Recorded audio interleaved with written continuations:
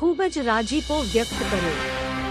રાજુલાના ધાત્રવડી ડેમના પ્રશ્ન મુદ્દે ખૂબ જ લાંબા સમયથી લડાઈ ચાલી રહી હતી। ગઈકાલે રાજુભાઈ કરપડાની આગેવાનીમાં ખેડૂત સભા, ત્યારબાદ રાજુલામાં ટ્રેક્ટર રેલી યોજાઈ અને પ્રાંત અધિકારી, સિંચાઈ અધિકારી સહિત જિલ્લા પ્રશાસન સાથે મીટિંગ યોજવામાં આવી। 2 કલાક ચાલેલી મીટિંગના અંતે ખેડૂતોની તમામ માંગણીઓ પ્રશાસન દ્વારા લેખિત બાહેધરી સાથે સ્વીકારવામાં આવી છે।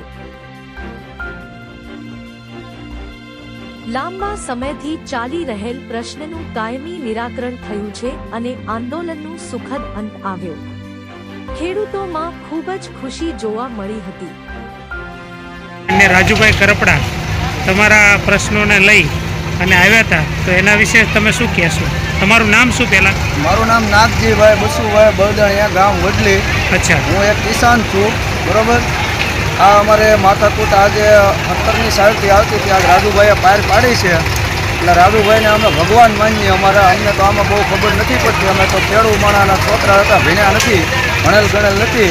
એટલે અમે રાજુભાઈને બોલાવ્યા કે ભાઈ અમારા ભગવાન થઈને એ આવે છે દિન સવારથી, એ એક ખેડૂતના દીકરા છે એ થકી, બરાબર।